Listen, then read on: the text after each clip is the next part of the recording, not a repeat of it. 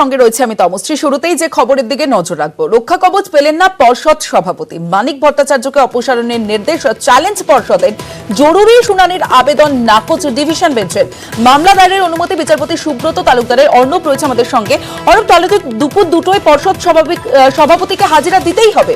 অর্ণব, এখনো পর্যন্ত কলকাতা হাইকোর্টের যে স্ট্যান্ডিং অর্ডার রয়েছে তাতে বিচারপতি অভিজিৎ গঙ্গোপাধ্যায়ের নির্দেশ মেনে দুপুর 2টার সময় 17 নম্বর আদালত কক্ষে বিচারপতি অভিজিৎ গঙ্গোপাধ্যায়ের প্রশ্নের মুখোমুখি হতেই হচ্ছে সশরীরে হাজিরা দিয়ে মানিক ভট্টাচার্যকে।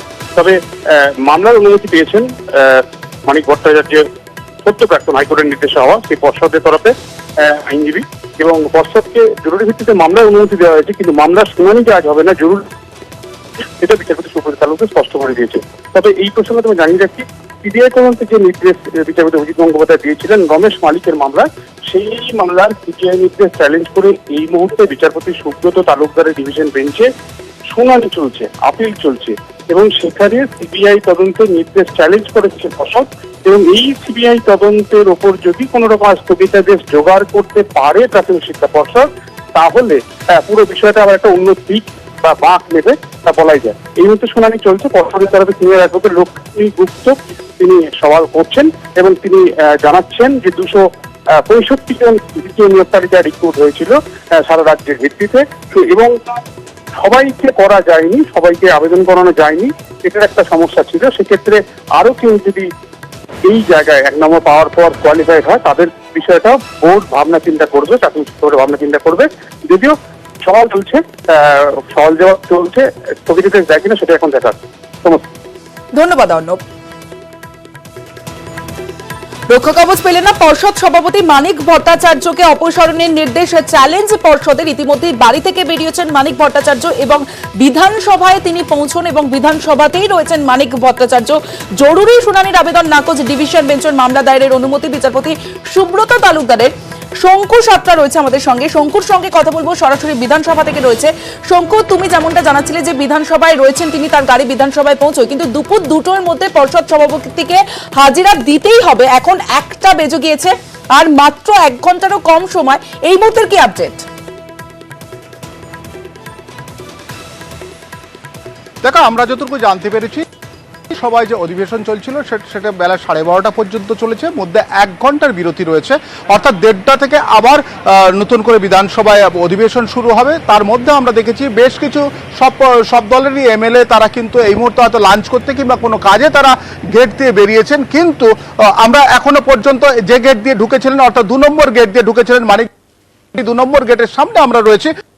মানিক ভট্টাচার্যকে এখনো পর্যন্ত না যে তিনি এখান থেকে বেরিয়েছেন, কিংবা উল্টো দিকে যে গেটটি রয়েছেন, অর্থাৎ নর্থ গেট যেটি রয়েছে, সেই নর্থ গেট দিয়েও তিনি কিন্তু বেরোননি।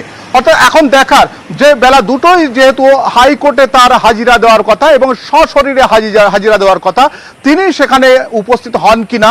তো আমরা যতটুকু জানতে পেরেছি সূত্র মারফত, তিনি এখনো পর্যন্ত বিধানসভার ভেতরেই আছেন, বিধানসভার কক্ষে রয়েছেন, কিন্তু তিনি কি সিদ্ধান্ত নেন, তিনি হাইকোর্টে যাবেন কিনা, পৌঁছবেন কিনা, সেটা কিন্তু এখনো পর্যন্ত কেউ জানতে পারেনি কিংবা তিনি জানাননি। অলরেডি অনেকটা সময় অতিবাহিত হয়ে গেছে, আর খানিকক্ষণ অপেক্ষা করে দেখতে হবে তিনি বিধানসভা থেকে বেরোবেন কিংবা ওখানে থাকবেন, না আবার যে সেশন রয়েছে সেই সেশনে তিনি যোগ দেবেন, না উনি হাইকোর্টে যাবেন, সেটা কিন্তু আর কিছুটা সময়ের অপেক্ষা। তমশ্রী, একেবারে অনেক ধন্যবাদ শঙ্কু তোমাকে। রক্ষা কবচ পেলেন না পর্ষদ সভাপতি। মানিক ভট্টাচার্যকে অপসারণের নির্দেশ, চ্যালেঞ্জ পর্ষদের। জরুরি শুনানির আবেদন নাকচ ডিভিশন বেঞ্চের। মামলা দায়েরের অনুমতি বিচারপতি সুব্রত তালুকদারের। আজ দুপুর 2টোয় পর্ষদ সভাপতিকে হাজিরা দিতে হবে। এবার তিনি সেখানে যাবেন কিনা এখন দেখার সেটাই, কারণ আর কিছুক্ষণের অপেক্ষা। রক্ষা কবচ পেলেন না পর্ষদ সভাপতি। মানিক ভট্টাচার্যকে অপসারণের নির্দেশ, চ্যালেঞ্জ পর্ষদের।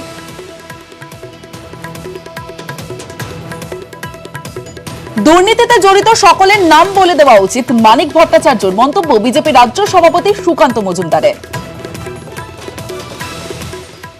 প্রাইমারি রিক্রুটমেন্টে সাংঘাতিক দুর্নীতি হয়েছে বলে আমরা আদালতের অবজারভেশন অনুসারে আমরা যেটা বুঝতে পারছি বা জানতে পারছি।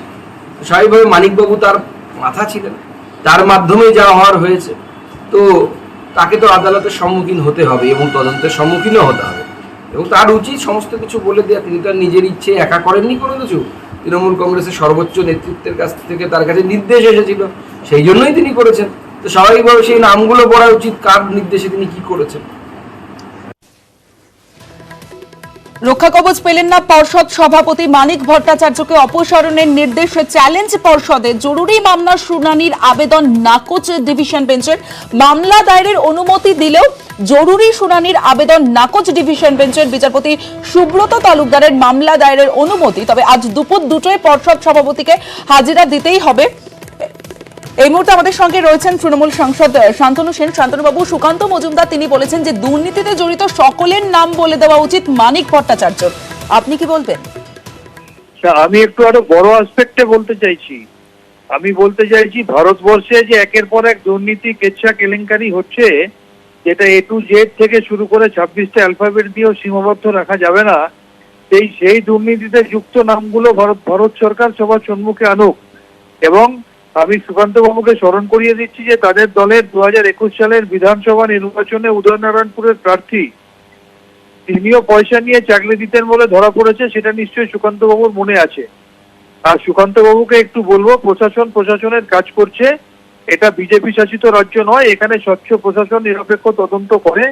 আপনি বরঞ্চ নিজের ঘরটা সামলান। আপনার ঘরটা যেভাবে তাসের ঘরের মতো ভেঙে পড়ছে, অন্তর্দ্বন্দ্বে জীর্ণ বিজেপির রাজনৈতিক দৈন্যতা যেভাবে প্রত্যেকদিন প্রকাশ্যে আসছে, আগামী দিনে আপনারা যাতে বিরোধীর জায়গাটায় অন্তত থেকে রাজনীতি করতে পারেন সেটা দেখুন। তা না হলে যেদিকে যাচ্ছে বিজেপি আগামী দিনে বাইনোকুলার এক্সিস্টেন্সে পৌঁছে যাবে পশ্চিম বাংলায়। সেদিকটা আপনি খেয়াল করুন, বাকি প্রশাসনকে প্রশাসনের কাজ করতে দিন। অনেক ধন্যবাদ আপনাকে। আসছি পরের খবরে। ডিভিশন বেঞ্চে প্রাথমিক শিক্ষা পর্ষদ, সিবিআই তদন্ত চ্যালেঞ্জ করে ডিভিশন বেঞ্চে।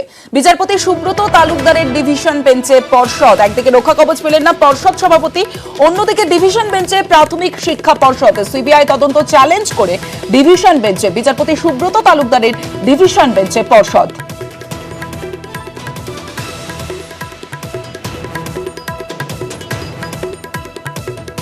ডিভিশন বেঞ্চে প্রাথমিক শিক্ষা পর্ষদ, সিবিআই তদন্ত চ্যালেঞ্জ করে ডিভিশন বেঞ্চে। বিচারপতি সুব্রত তালুকদারের ডিভিশন বেঞ্চে পর্ষদ।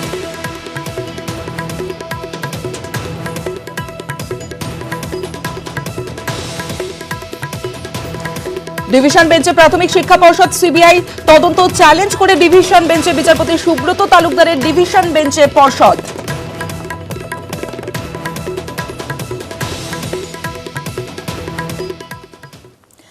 সেটে এবার বাংলায় প্রশ্নপত্র। অধ্যাপক নিয়োগে বেশিরভাগ বিষয়ে প্রশ্নপত্র বাংলায়। আরো একবার আপনাদের জানাবো, সেটে এবার বাংলায় প্রশ্নপত্র। অধ্যাপক নিয়োগে বেশিরভাগ বিষয়ে প্রশ্নপত্র বাংলায়। আরো বিস্তারিত বলবে সোমরাজ বন্দ্যোপাধ্যায়, রয়েছে আমাদের সঙ্গে। সোমরাজ, দেখো, সেট পরীক্ষা অর্থাৎ কলেজের অধ্যাপক নির্ণয়ের যে যোগ্যতা মান যে পরীক্ষা, সেই পরীক্ষার বেশিরভাগ বিষয় প্রশ্নপত্র এবার বাংলাতে করার উদ্যোগ কলেজ সার্ভিস কমিশনের। এই কিছু সম্প্রতি যে সেট পরীক্ষা নিয়েছিল কমিশন, সেখানে হাতে গোনা কয়েকটি বিষয় পরীক্ষামূলকভাবে বাংলাতে প্রশ্নপত্র করেছিল। কিন্তু এবার কমিশন যে সিদ্ধান্ত নিয়েছে যে বিজ্ঞান বিষয়গুলি বাদ দিয়ে বাকি প্রত্যেকটি বিষয়, অর্থাৎ এখন সেট পরীক্ষা হয় 33টি বিষয়েরও বেশি বিষয়, এবং সেখানে বিজ্ঞান বিষয়গুলি বাদে বাকি যে বিষয়গুলি রয়েছে সেই প্রত্যেকটি বিষয়ের বেশিরভাগ বিষয়গুলিকেই বাংলাতে প্রশ্নপত্র করার উদ্যোগ নিল কলেজ সার্ভিস কমিশন। এবং আগামী ডিসেম্বর মাসেই কলেজ সার্ভিস কমিশন সেট নেবে, এই সংক্রান্ত বিজ্ঞপ্তি শীঘ্রই জারি করতে চলেছে কলেজ সার্ভিস কমিশন, তেমনটাই কমিশন সূত্রে খবর। ধন্যবাদ সোমরাজ। আনিস খান মামলায় রাজ্যের সিটের উপরই আস্থা রাখলেন বিচারপতি রাজাশেখর মান্থা। 4 মাস পর হাওড়া ছাত্রনেতা আনিস খান হত্যা মামলায় রায় ঘোষণা করল কলকাতা হাইকোর্ট। বিচারপতি রাজাশেখর মান্থা জানান, সিবিআই তদন্তের প্রয়োজন নেই। আনিস মামলায় রাজ্য পুলিশের বিশেষ তদন্তকারী দল সিটি তদন্ত করবে, সিটি চার্জশিট পেশ করবে, এমনটাই জানিয়েছেন বিচারপতি রাজাশেখর মান্থা। জাজমেন্টে কোর্ট শুধুমাত্র আজকে এটা বলেছে যে কোর্ট এসআইটির যে তদন্ত আছে সেটার উপরেই কোর্ট আস্থা রেখেছে এই জায়গাটায় দাঁড়িয়ে। এবং আমরা দেখব অর্ডারে কি কারণে আমাদের prayer for CBI was turn down, সেটা যতক্ষণ না অর্ডারের সার্ভার কপিটা আপলোড হচ্ছে বা হাতে আমরা কপিটা পাচ্ছি ততক্ষণ অবধি ডিটেলে বলা সম্ভব না। হাতে পেলে আমরা তারপর ডিসাইড করবো the future course of action. Anis মৃত্যু মামলায় সিটের উপরেই আস্থা রেখেছে হাইকোর্ট। ডিভিশন বেঞ্চে যাওয়ার ভাবনা পরিবারের। হাইকোর্ট সিবিআই কে খারিজ করেছে, কিন্তু হাইকোর্ট বলছে সিটের উপরে আস্থা রাখতে, কিন্তু আমি সিটের উপরে আস্থা রেখে আসিনি আর এখনো রাখছিনি।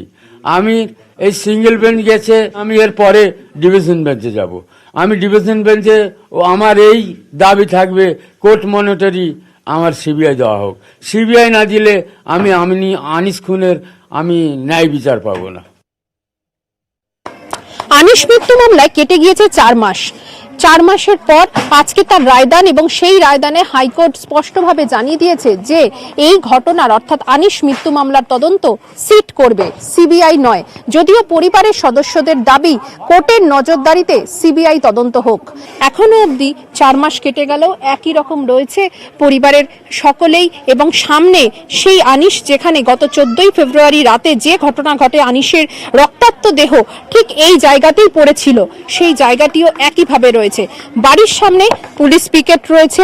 আশপাশের বাসিন্দারা সকলে এখনো পর্যন্ত চান যে আনিস তদন্তে আসলে আদতে কি হয়েছিল সেই ঘটনা সামনে আসুক, এবং সেই জায়গা থেকে তারা চাইছেন যে হাইকোর্টের সিঙ্গেল বেঞ্চ বিচারপতি সিটের তদন্তের কথা বললেও তারা পরবর্তীকালে তারা আইনি প্রক্রিয়ার মাধ্যমে আলোচনা করে আরো উচ্চতর আদালতে তারা যাওয়ার কথা তারা ভাবনা চিন্তা করছেন। আনিস তদন্তে দায় কার, এটাই পরিবারের সদস্যদের একমাত্র প্রশ্ন। ক্যামেরায় অসিতের সঙ্গে অর্পিতা হাজরা, নিউজ 18 বাংলা, আমতা। আনিস মৃত্যুতে সিটেই আস্থা আদালতের। সিবিআই তদন্ত নাকচ হওয়ার পর আমরা রাজনৈতিক নেতাদের সঙ্গে কথা বলেছিলাম, তাদের প্রতিক্রিয়া শোনাবো। তদন্ত সঠিক পথে এগোয়নি, এটাই আমাদের বক্তব্য। বিচারপতি রায় কি বলেছেন সেটা পুরোটা দেখতে হবে। তদন্ত হলে পরে একটা ছেলে বাড়িতে গিয়ে পুলিশ ঢুকে খুন করে চলে এলো, খুনের কোনো কারণ খুঁজে পাচ্ছে না ঠিক, এটা নিয়ে বিচার্য বিষয়। এখন দেখা যাক, আদালতের আদেশটা পুরোপুরি না পড়লে পরে হয়ে যাবে না। আদালতের রায়ের বিষয়ে তো কিছু বলার নেই, আদালত যেটা রায় দিয়েছে সেটা মানতে হবে। কিন্তু প্রশ্ন হলো ওই অঞ্চলের মানুষের, আনিসের পরিবারের বক্তব্য ছিল যে এই ঘটনার সঙ্গে সরাসরি পুলিশ যুক্ত। যেখানে একটি ফোর্স যুক্ত সেখানে তাই যদি তদন্ত করে, তদন্তের নিরপেক্ষতা নিয়েই প্রশ্ন ছিল, সেই জন্য হয়তো বিতর্ক তৈরি হয়েছে। এরপরে আদালত যখন রায় দিয়েছে তখন আমরা অপেক্ষা করে থাকবো সিটি তদন্তের ফলাফল কি আসে। তারপরে আদালত যদি তাদের নজরদারিতে তদন্তটা করতে দেয় তাহলে আদালত তারপরেই বিচার করবে। এই রায় অবশ্যই আনিসের পরিবার কিংবা আনিসের পরিজনেরা তার শুভানুদ্ধ এরা খুশি হবে না, কিন্তু তাহলেও আদালত নির্দেশ দিয়েছে, আমরা তদন্তের জন্য অপেক্ষা করব। আমরা প্রথম থেকে বলে আসছি, সরকারও প্রথম থেকে বলে আসছে, সংবেদনশীল এবং স্বচ্ছ মনোভাব নিয়ে সরকার এবং মাননীয় মুখ্যমন্ত্রী বিষয়টা দেখছেন। এখন বিষয়টা হচ্ছে যে যারা রাজনৈতিক দলের একাংশগুলি অত্যন্ত উদ্দেশ্য প্রণোদিতভাবে এটি নিয়ে একটা সস্তা রাজনীতি করেছে। তো এখন সিট যথাযথভাবে তদন্ত করছিলেন, তো সেই জায়গায় মহামান্য হাইকোর্ট যদি সিটের উপর তদন্তের উপর আস্থা রেখে থাকেন এবং সিবিআই তদন্ত না দিয়ে থাকেন, আমার মনে হয় এটা বাস্তবের সঙ্গে তার সঙ্গে পুরোপুরি সঙ্গতিপূর্ণ। পাভলাভ হাসপাতালে সুপারকে তলব। পাভলাভের সুপার গণেশ প্রসাদকে জরুরি তলব। পাভলাভ সুপারকে জরুরি তলব স্বাস্থ্য ভবনে। আরো বিস্তারিত বলবে অভিজিৎ চন্দ্র রয়েছে আমাদের সঙ্গে। অভিজিৎ, একদমই অবশ্যই গত শনিবার দিনই আমরা তুলে ধরেছিলাম যে রাজ্য স্বাস্থ্য দপ্তরের যে মানসিক স্বাস্থ্য বিষয়ক যে বিশেষ কমিটি রয়েছে তারা গত এপ্রিল মে মাস জুড়ে স্বাস্থ্য দপ্তরে পরিদর্শন করেছিলেন এবং তার ভিত্তিতে তারা রিপোর্ট দিয়েছিলেন। সেই রিপোর্টে ছত্রে ছত্রে অভিযোগ উঠে এসেছিল পাভলাভের বিরুদ্ধে, এবং পাশাপাশি আরো পরবর্তীকালে পাভলাভ হসপিটালের সুপারকে তাকে প্রকাশ করা হয়েছিল, কিন্তু সেই প্রকাশের জবাব পাভলাভের সুপার গণেশ প্রসাদ তিনি সন্তোষজনকভাবে দেয়নি। সেই কারণে আজকে তাকে জরুরি তলব করা হয়েছে এবং স্বাস্থ্য সচিব গণেশ প্রসাদের স্বাস্থ্য সচিব নারায়ণ প্রসাদ নিগম, তিনি নারায়ণ স্বরূপ নিগম তিনি নিজে উপস্থিত হয়েছেন।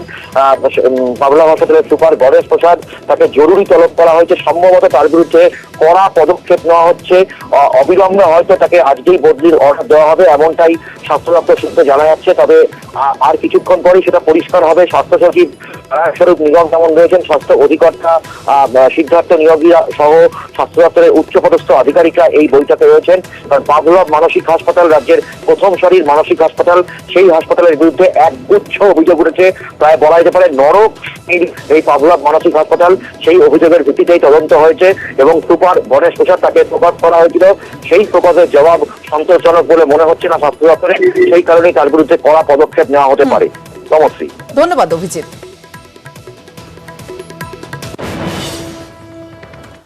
আজই এনডিএর রাষ্ট্রপতি প্রার্থীর নাম ঘোষণার সম্ভাবনা। আজ বৈঠকে বসছে বিজেপির সংসদীয় বোর্ড। বৈঠকে ভার্চুয়ালি উপস্থিত থাকবেন প্রধানমন্ত্রী নরেন্দ্র মোদী। 24 ও 25 জুন মনোনয়ন পেশ করতে পারেন গেরুয়া শিবিরের প্রার্থী। বিস্তারিত বলবে রাজীব চক্রবর্তী, রয়েছে আমাদের সঙ্গে। রাজীব, দেখো, বিজেপির সংসদীয় বোর্ডের এবং সেই বৈঠকে ভার্চুয়ালি প্রধানমন্ত্রী নরেন্দ্র মোদী কর্ণাটকা থেকে উপস্থিত থাকবেন এবং সেই বৈঠকে আজকে বিজেপির রাষ্ট্রপতি সেই নামটি চূড়ান্ত হবে এবং সেই নামটি চূড়ান্ত হওয়ার পর আজ অথবা আগামীকাল ঘোষণা করা হবে। সূত্র মারফত আমরা জানতে পারছি আগামী 24 জুন অর্থাৎ আজকে 2-3 পরেই মনোনয়ন পেশ করবেন গেরুয়া শিবিরের। সেই সময় যেদিন রাষ্ট্রপতি প্রার্থী তিনি মনোনয়ন পেশ করবেন সেই দিন দলের এবং রাজীব, তোমার কথা স্পষ্ট নয়, যদি স্থান পরিবর্তন করে কথা বলো ভালো হয়।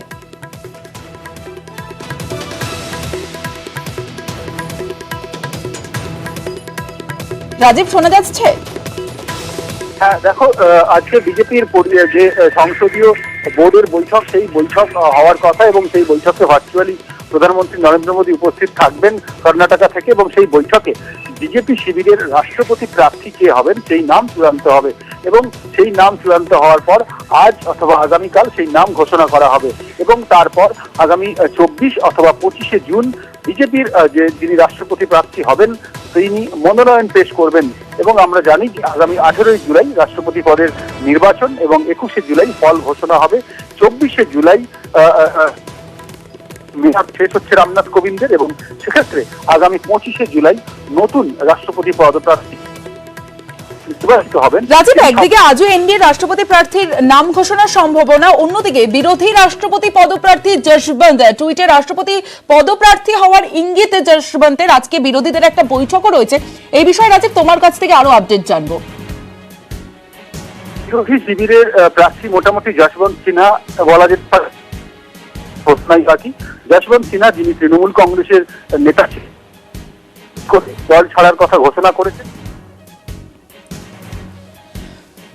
টুইটে রাষ্ট্রপতি পদপ্রার্থী হওয়ার ইঙ্গিত যশবন্ত সিনহার, বৃহত্তর স্বার্থে কাজ করতে চান যশবন্ত সিনহা, তৃণমূলের বাইরে থেকেই কাজ করতে চান। টুইটে মমতাকে কৃতজ্ঞতা জানালেন যশবন্ত সিনহা। রাষ্ট্রপতি পদপ্রার্থী নিয়ে আজ বিরোধীদের বৈঠক, তৃণমূলের তরফে বৈঠকে যোগ দেবেন অভিষেক বন্দ্যোপাধ্যায়। দেশে রাষ্ট্রপতি নির্বাচন আসছে, সেখানে এনডিএর যে জনবিরোধী নীতিগুলো সমস্ত দিক থেকে, আর্থিক নীতি, সামাজিক নীতি, সমস্ত যে নীতিগুলি আছে তার বিকল্প আমরা চাই এবং সেই বিকল্পের জন্য দেশকে সঠিক অভিমুখে চালাবার জন্য দলগুলির তরফ থেকে একজন প্রার্থীর কথা ভাবা হয়েছে।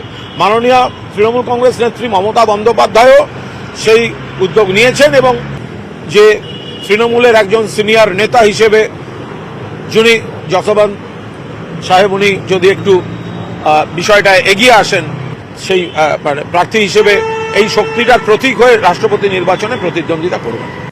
একদিকে টুইটে রাষ্ট্রপতি পদপ্রার্থী হওয়ার ইঙ্গিত যশবন্ত সিনহার, আর যশবন্ত সিনহাকে নিয়েই আলোচনা কংগ্রেস ও বাম নেতৃত্বের সঙ্গে বৈঠকে শরদ পাওয়ার। আরো বিস্তারিত জানবো, রাজীব রয়েছে আমাদের সঙ্গে।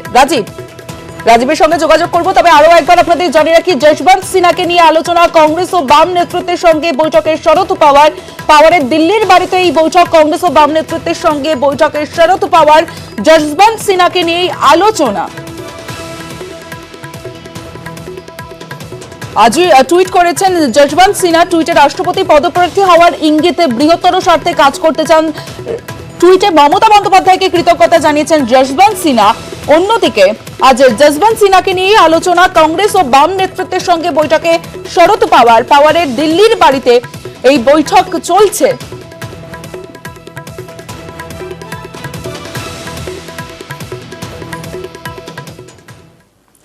আজ ফের ইডি হাজিরা কংগ্রেস নেতা রাহুল গান্ধী। গতকাল ইডি তাকে চতুর্থ দিনের জন্য জিজ্ঞাসাবাদ করেছে।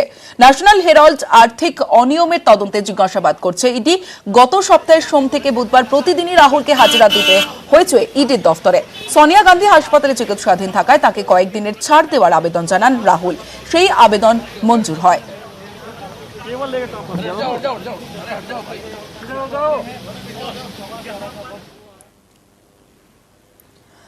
বিপাকে মহারাষ্ট্র সরকার। একনাথ শিন্ডের নেতৃত্বে শিবসেনায় বিদ্রোহ। শিবসেনায় 20-র বেশি বিধায়ক বিদ্রোহী। আরো একবার জানি রাখি, একনাথ শিন্ডের নেতৃত্বে শিবসেনায় বিদ্রোহ। শিবসেনার 20-র বেশি বিধায়ক বিদ্রোহী, 5 মন্ত্রী সহ 20-র বেশি বিধায়ক বিদ্রোহী। গুজরাতের একটি হোটেলে আশ্রয় বিদ্রোহীদের। একনাথ শিন্ডের নেতৃত্বে শিবসেনায় বিদ্রোহ। শিবসেনায় 20-র বেশি বিধায়ক বিদ্রোহী, 5 মন্ত্রী সহ 20-র বেশি বিধায়ক বিদ্রোহী। গুজরাতের একটি হোটেলে আশ্রয় বিদ্রোহীদের।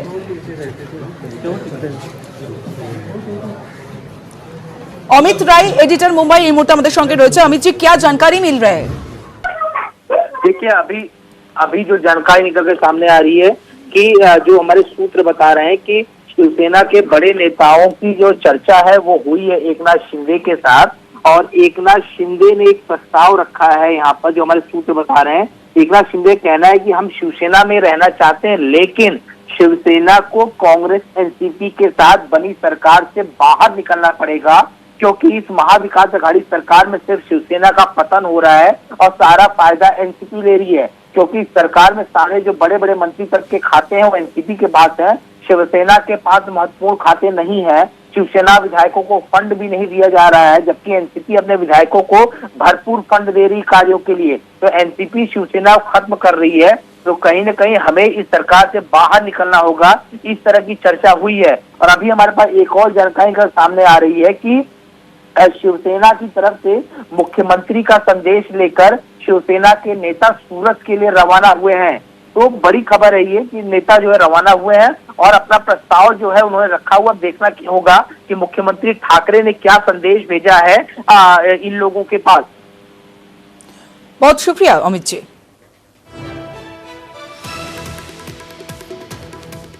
ये ऐसे जो लोग होते हैं, मध्य प्रदेश पैटर्न, राजस्थान पैटर्न जो हुआ है जिसमें, ये सभी लोग गुजरात में ही क्यों रखे जाते हैं? हमारा उनसे संपर्क हुआ है। बहुत से लोग जो है वापस आना चाहते हैं, लेकिन उनको वापस आना नहीं दिया जा रहा है। उनकी घेराबंदी की है।